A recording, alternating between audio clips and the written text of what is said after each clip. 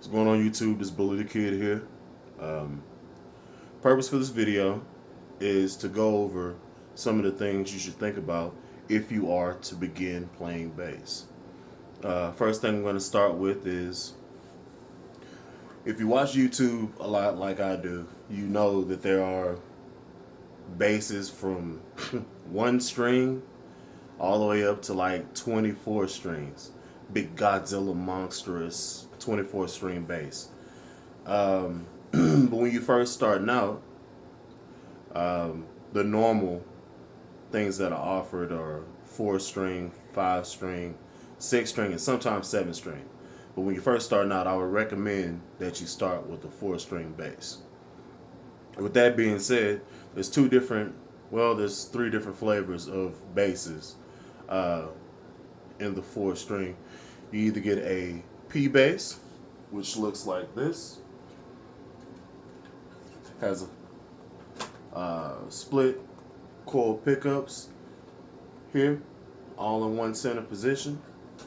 You can get a jazz bass, which looks like this, has the 2 split coil pickups stretched out, both polarity going the same direction.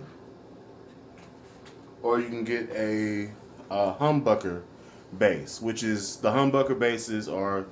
It was made popular by Ernie Ball, the Music Man bass, and that looks like this. Has one large pickup towards the bridge most times. Um, different different reasons why you might choose these basses. um, let's start with the P bass. P bass, because of where the pickup is located, grab this, because the pickup is located mostly towards the center of the bass, towards the neck, the sound that comes from a P bass usually is a more warm, deeper, round tone. Like a warm tone. It's almost like an upright bass, but not quite, because it bites a little bit more than an upright bass. You could actually get really close to an upright bass sound if you buy it fretless, So there's that. But the P bass gets its tone for the pickups being closer to the neck than it is pretty much to the bridge. So it's a more of a warm tone. You can get a brighter tone changing pickups and stuff, but for the most part, if you think of like Motown and My Girl, that's the type of sound that's inherent to this type of bass. You have some musicians who want a really bright, slappy, snappy tone, and that comes in with the jazz bass. I'm gonna give credit to Leo Fender and his band of hooligans for coming up with this idea. It has 2 pickups, same thing as that one. They just have them spread out. This particular bass has 5 strings, but the 4 strings, it would look like this. This B string is an extra string.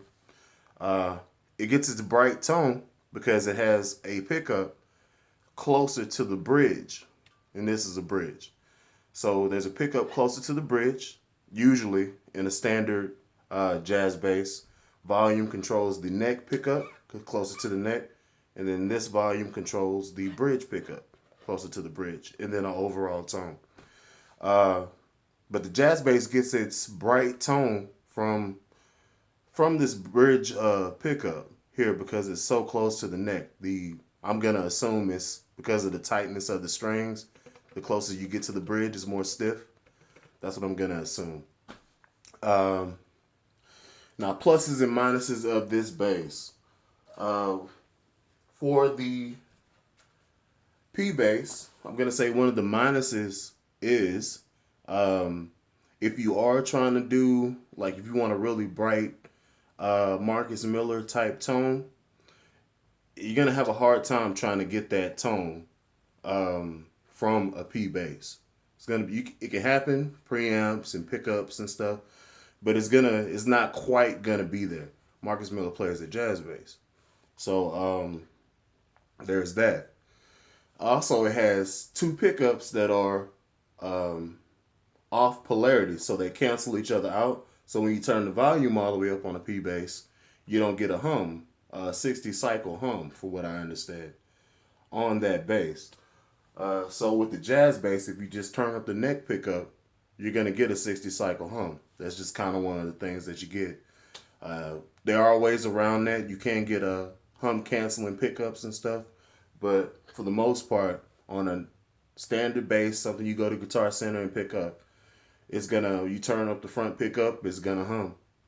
You turn up the back pickup, leave the front up, and the back pickup will cancel the hum out, but they have to be about the same level to cancel each other out. So that's the plus and minus of jazz basses. As far as Music Man basses go, this isn't a Music Man bass. This is a Squire bass that I kind of modded with a different pickup and preamp and stuff. So it's my Music Man. I love it. Uh, but pluses and minuses of this one. This one is a really bright, punchy tone. So if you play like really mellow music, you're gonna have to play really, really far away from this pickup, so it's not getting your finger your finger work directly over the pickup. If you want it to be a little bit more mellow, you have to take out the tone and play closer to the neck. You can use it, but that's not a natural bass position for me, so I don't use it like that. Times I use this is gonna be when I'm gonna be really articulate, when I'm about to do a whole bunch of fancy like sweeps and arpeggios really quick. That's when I pull this one out and stuff. Um, so the question is, how do I get the best of both worlds? How do I get that really big bottom tone and a really snappy tone as well? There is a way to do it, and that bass has been created. Enter the PJ configuration. So it has the P pickup in the front, has a J pickup in the back. If you take your selector, this is a different preamp, but if you take your selector and you put it all the way towards the front, there's no hum. And if you bring it all the way to the back, there's a hum because it's directly on this coil. If you play them both together, they cancel each other out. So if you play it in the middle, they cancel each other out, and that's cool. But this at this point, you can get your Motown sound if that's what you're looking for, and then bring it a little bit towards the back, and now you can do slap music, however you want to do it. Victor Wooten plays this type of style on his bass by Federa, I think. It's a yin yang bass, pretty cool bass, but yeah. So it is possible. These basses are out there. PJ configuration. Okay, so the next question is, well, should I get a 4-string, a 5-string, or a 6-string? And it's kind of on what do you plan to do with your music? Like, what's the audience you're catering to? What's the purpose of what you're doing? Because I play in church and I do play gigs around town, I usually use a 5-string or 4-string bass. Depends on what the gig is. If I'm playing outside and it's going to be outside conditions and, sun beating down on me, I'll grab a 4-string just because it's lighter, right? But I do have a 5-string. I do have some 5-string basses. Oh, let me go back before we get into the 5-string stuff. There is a situation where you want it to be. Remember, I was telling you about when you have a Music Man pickup down here, you get just a bright tone and you got to play farther up. There are double humbucker configurations that take even that problem out of the picture. And you can go pick up selector to the front, to the back. They're both independent of each other and they both have, canceling properties. So if you go all the way on the front, there's no hum. You go all the way on the back, there's no hum. So that's another hybrid situation. This is a Marcus Miller bass, by the way. But yeah, so there is that. But back to 5-string basses. For the music that I play, the gigs and stuff that I do, I usually play a 5-string bass at church. Maybe 6 strings, depends on how I feel that morning. But usually 5. And if I'm playing around town and it's going to be a pretty basic gig, I'm just kind of improvising and I don't want to think too hard for, chord changes and all that good stuff, I use a 4-string bass. That's one of my go-tos. That hybrid that I just showed you is a go-to. I'm working on my gray one. It's broken apart. It's not broke. I just broke it down so I can fix the preamp. But working on that too. But yeah, you can play a 5-string. This is another Marcus Miller. This is a vintage V7 bass. This is the regular Marcus Miller bass. Other than the neck of the bass, which is, this is rosewood and this is maple. Same preamp. Other difference between the two is where the pickups are located. If you can see that on this bass, the bridge pickup, which is down here at the bottom, is a little bit farther away than this pickup is from the bridge. See that difference? So what exactly does that mean? In theory, what it's supposed to mean is this bass is going to sound a lot more snappy. It's going to be a lot more punch with it. Number one is maple, so it's going to have a lot more mid-range, high-end on it inherently because this is a maple neck.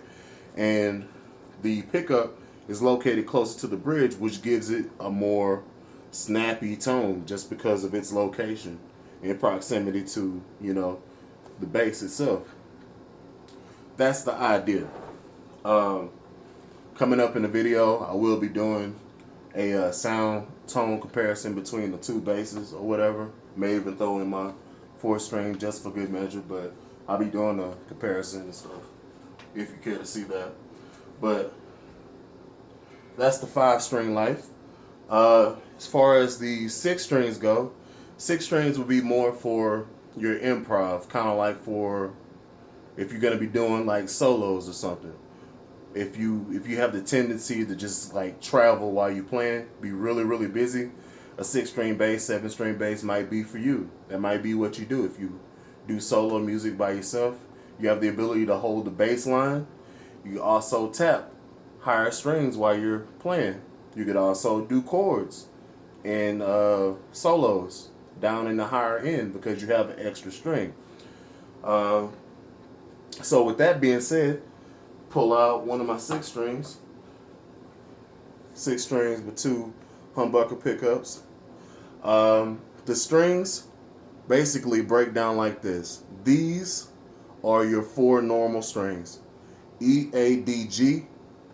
You add in a B string, which would be a 5-string bass. Here. B, E, A, D, G. And then you add in a high C. That's the thinnest of the strings that you will put on it. Of course, you can change it up and put another higher string and just shift everything up if that's what you want to get for. But there's that. And this is a rosewood neck on it. It's a really nice bass. But yeah, that's 6 strings are pretty much for, soloing, chording, tapping, whatever you're into like that. This 6-string is a jazz configuration. Something I was been working on. Yeah, so this gives me a lot of, sizzle, a lot of snap, if I'm feeling really fresh, like I'm going to be playing really crazy that particular Sunday, I'll go ahead and strap this one up and stuff. Most of these basses I picked up from Rondo Music. If you're wondering where you can go to get a bass, this bass cost me $199. This bass cost me $159 because I caught it on sale.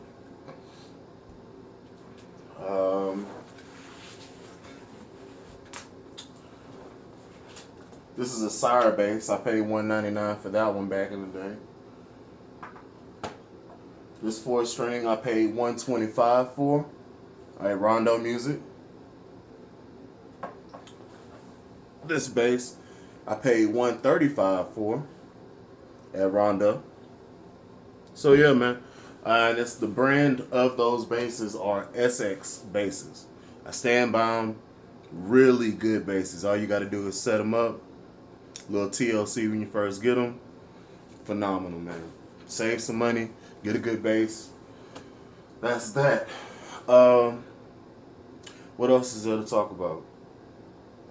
I said something about the fretless world. If you're into that jazz type of deal, there are a such thing as a fretless bass. This is a fretless neck. It's also rosewood. So this particular neck has the lines, but it has no frets on it. There's no metal things that are sticking up or anything like that. It's completely flat, and it only has lines as markers. So that whenever you play it, it sounds like a more natural, sound.